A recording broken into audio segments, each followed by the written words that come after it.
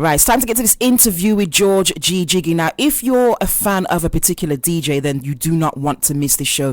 This is Champion DJs on Road, and it's going to take place at the legendary Hare and Hounds. Now, I need you to listen to this very, very carefully, okay? Because there is a competition to grab some tickets for this, okay? Get yourself some free entry and actually see some top DJs, some real exclusive DJs in the flesh, okay? So make sure you listen to the whole thing carefully, even listen to what I'm saying, all right? So remember, this is a Champion DJs on Road, and it's taking place at the legendary Hare and Hounds, okay? So this is George Jiggy himself speaking about Champion DJs on Road and a little bit about himself. Take a listen.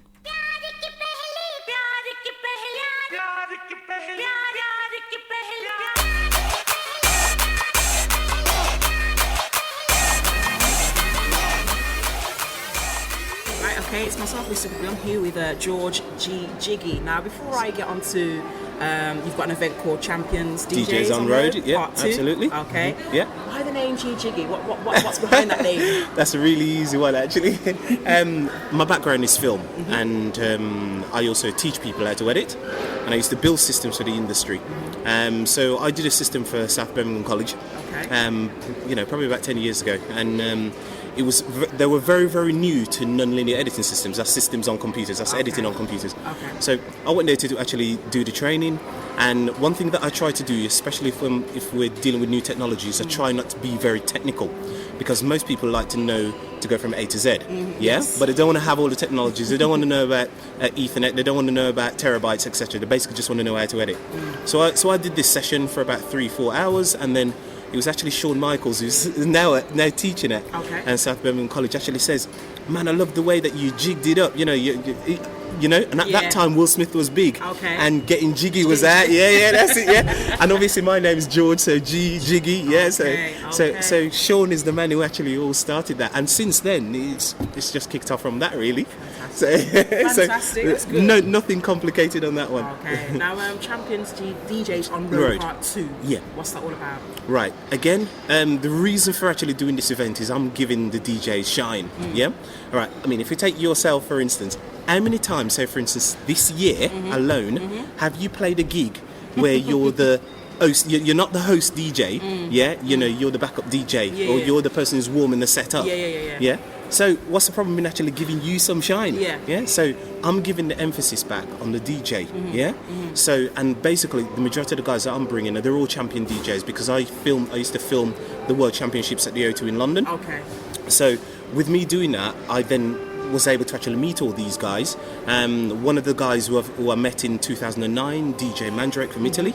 I followed him. I do a bit of mentoring with him as well, because one of the things about these competitions is people are always looking at what everyone else is doing. So what I try to do is get him in a frame of mind where he's zoned. So he's not concentrating on the opposition at all. He's just focused on what he's doing. So I get him into that mindset. So I started doing that with him in 2009. 2010, I brought him over to the UK to actually do Raveology, which is something completely different for a turntablist to be doing. And then in 2010, in December, he became world champion. And he's now like 6 times Italian champions, IDA, DMC. So that's where my movement in terms of doing the event started. So what I wanted to do is, especially I do a lot of traveling, and I love Birmingham, right? I've traveled everywhere, Dubai, Egypt, Tehran, I've been all over the world, but nothing's better than coming back to Birmingham. It's true. And what I wanted to do is bring this talent to Birmingham. So what I'm saying is, you don't have to get on no plane, you don't have to get on no coach to go and see him. I'm bringing them to you.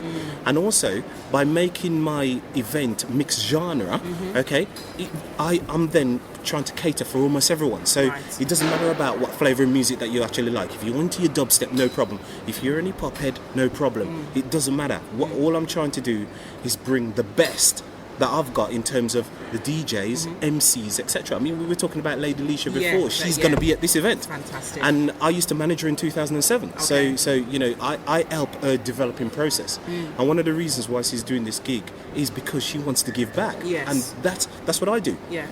All of this, trust me, this is not a money thing for me. This is basically because I love what I'm doing. And with Champion DJs on Road Part 2 as well as in Part 1, what I also do with the fund is try to raise money for Cancer Research UK. Because that's another subject which we can get onto, but I can get onto it very, very briefly. It's fine. That's I lived in Redditch for 15 years, and when I was in Redditch, I used to play table tennis in the league. And I got put onto a team with a guy who's quite a bit older than me, but obviously he's my teammate. So you're going to find out about each other. Okay. So me and him were at a tournament one night, and we were just talking during the break. And I said, Dave, just tell me a bit about your background, man. And this guy, I have to laugh because he's got the mentality of me. He's very, very positive, and you know, this guy's 65 now. And Dave has been living in Redditch for about 25 years, and he's a taxi driver, and he goes to London every single week to do his taxi. He's 65 years old. So me and him's talking, and he starts to give me a bit about his background, and he says, George, man, I had breast cancer. Now, let me break that down. Male, yes, breast cancer. Not female, breast cancer. I mean, I've spoken to, out of 100% of the guys that I've spoken to, right, 99% of them are unaware of the fact that men can have breast cancer. Yeah, and the statistics in 2010, from what I remember, was about over 400 male diagnosed with cancer. You know, and for the female, it's on another level. It's over 50,000. You know what I mean? But I'm trying to again bring awareness to this disease and to this, and try as much as I can do in my little way to actually raise some funds for that, for Cancer Research UK.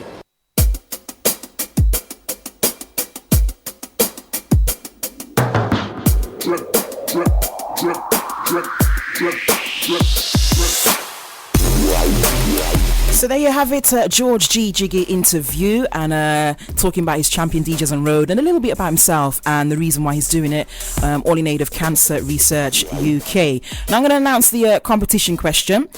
Before I do, you must send your answers to, wait for it, I'll let you grab your pen and pencil, okay? Whichever one you want to use, okay? Pen, pencil, paper. You need one of those, alright? As well as the paper.